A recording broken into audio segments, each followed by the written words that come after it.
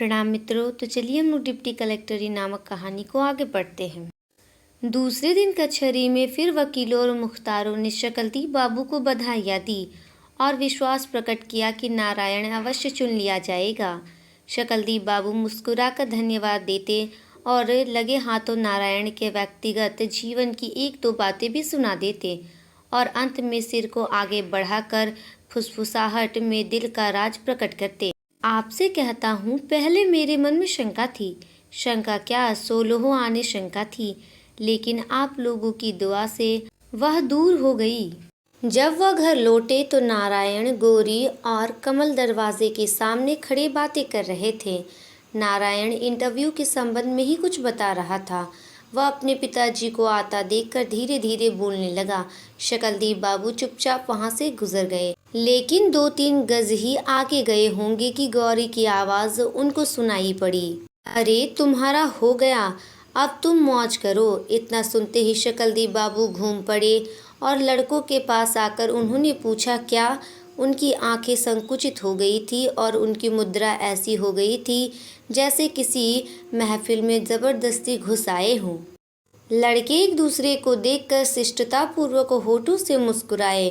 फिर गौरी ने अपने कथन को स्पष्ट किया। मैं कह रहा था नारायण से बाबूजी की उनका चुना जाना निश्चित है। शकलदीप बाबू ने सड़क से गुजरती हुई एक मोटर को गौर से देखने के बाद धीरे धीरे कहा, हाँ देखिए ना, जहाँ एक से एक धुरंधर लड़के पहुँचते हैं। सबसे तो 20 मिनट ही इंटरव्यू होता है, पर इनसे पूरे 50 मिनट। अगर नहीं लेना होता तो 50 मिनट तक तंग करने की क्या ज़रूरत थी। 5-10 मिनट पूछताछ करके। गौरी ने सिर हिलाकर उनके कथन का समर्थन किया और कमल ने कहा, पहले का ज़माना होता तो कहा भी नहीं जा सकता, लेकिन अब तो बेईमानी उतनी नहीं होती होगी। शकलदीप बाबू ने आंखें संकुचित करके हल्की फुल्की आवाज़ में पूछा, बेईमानी नहीं होती ना? हाँ, अब उतनी नहीं होती। पहले बात दूसरी थी, वह ज़माना अब लद गया, गौरी ने उत्तर दिया।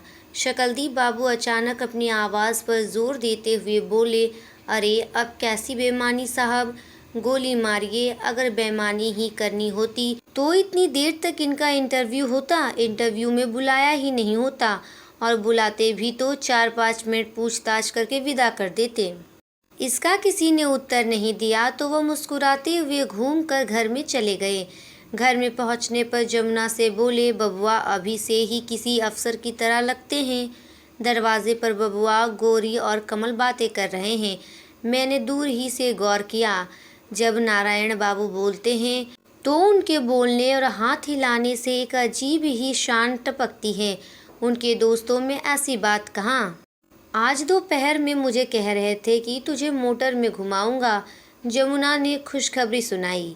शकलदीप बाबू खुश होकर नाक सुड़कते हुए बोले, अरे तो उसको मोटर की कमी होगी, घूमना ना जितना चाहना।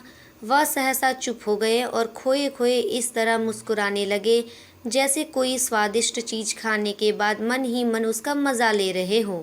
कुछ देर बाद उन्होंने पत्नी से प्रश्न किया, क्या कह रहा था, मोटर में घुमाऊंगा? जमुना ने फिर वही बात दोहरा दी।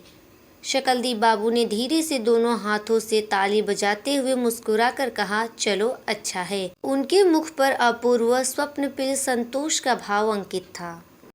7-8 दिनों में नतीजा निकलने का अनुमान था। सभी को विश्वास हो गया था कि नारायण ले लिया जाएगा और सभी नतीजे की बेचैनी से प्रतीक्षा कर रहे थे। अब शकलदीप बाबू और भी व्यस्त रहने लगे। पूजा पाठ का उनका कार्यक्रम पूर्ववत जारी था।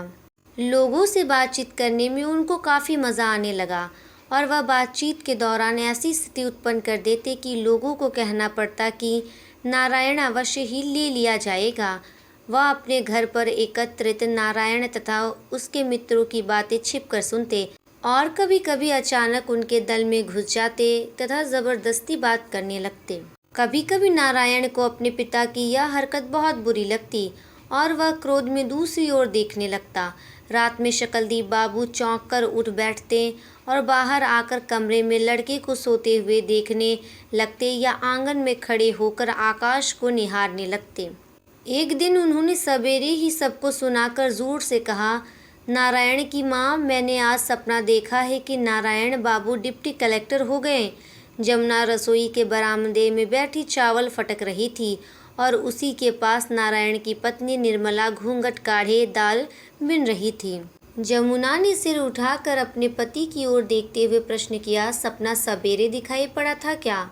सवेरे के नहीं तो शाम के सपने के बारे में तुझसे कहने आऊँगा। अरे एकदम ब्रह्म मुहूर्त में देखा था। देखता हूँ कि अखबार में नतीजा निकल गया है और उसमें नारायण बाबू का भी नाम है।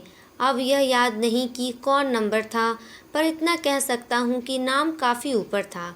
अम्मा जी, सवेरे का सपना तो एकदम सच्चा होता है ना? निर्मला ने धीरे से जमुना से कहा। मालूम पड़ता है कि निर्मला की आवाज़ शकलदीप बाबू ने सुन ली, क्योंकि उन्होंने हंसकर प्रश्न किया, कौन बोल रहा है? डिप्टाइन है क्या? अंत में वह ठहाका मारकर हंस पड़े। हाँ, कह रही है कि सवेरे का सपना सच्चा होता है। सच्चा होता ही है, जमुना ने मुस्कुराकर बताया। निर्मला शर्म से संकुचित हो गई। उसने अपने बदन को सिकोड़ तथा पीठ को नीचे झुकाकर अपने मुंह को अपने दोनों घुटनों के बीच छिपा लिया। अगले दिन भी सवेरे शकलदीप बाबू ने घर वालों को सूचना दी कि उन्होंने आज भी हूबहू वैसा ही सपना देखा है। जमुना ने अपनी नाक की ओर देखते हुए कहा, सवेरे का सपना तो हमेशा ही सच्चा होता है। जब बहू को लड़का होने वाला था, मैंने सवेरे सवेरे सपना देखा कि कोई सड़क की देवी हाथ में बालक लिए आसमान से आंगन में उतर रही है। बस मैंने समझ लिया कि लड़का ही है।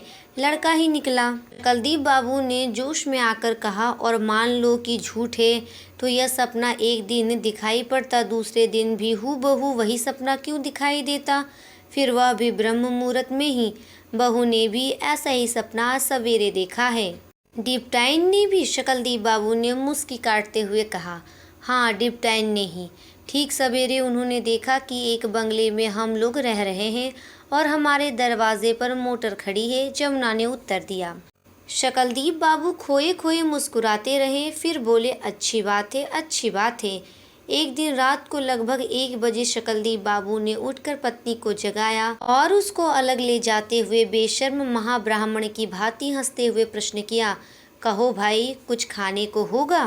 बहुत देर से नींद ही नहीं लग रही है, पेट कुछ मांग रहा है। पहले मैंने सोचा जाने भी दो, यह कोई खाने का समय है, पर इससे काम बनते ना दिखा तो तुमको जगाया। शाम को खाया था, सब पच गया। जमुना अचंभे के साथ आंखें फाड़ फाड़ कर अपने पति को देख रही थी। दाम्पत्य जीवन की इतने दीर्घकाल में कभी भी, यहाँ तक कि शादी के प्रारंभिक दिनों में भी, शकलदीप बाबू ने रात में उसको उठाकर कुछ खाने को नहीं मांगा था। वह झुंझला पड़ी और उसने असंतोष व्यक्त किया, ऐसा पेट तो कभी भी नहीं था। मालूम नहीं इस समय रसोई में कुछ है या नहीं। शकलदीप बाबू झेपकर मुस्कुराने लगे। 1-2 क्षण बाद जमुना ने आंखें मलकर पूछा, बबुआ के मेवे में से थोड़ा दूं क्या? शकलदीप बाबू झट से बोले, अरे राम राम, मेवा तो तुम जानती हो मुझे बिल्कुल पसंद नहीं। जाओ तुम सो, भूख वूख थोड़े है, मजाक किया था। यह कहकर वह धीरे से अपने कमरे में चले गए। लेकिन वह लेटे ही थे कि जमुना कमरे में एक छिपुली में एक रोटी और गुड़ लेकर आई।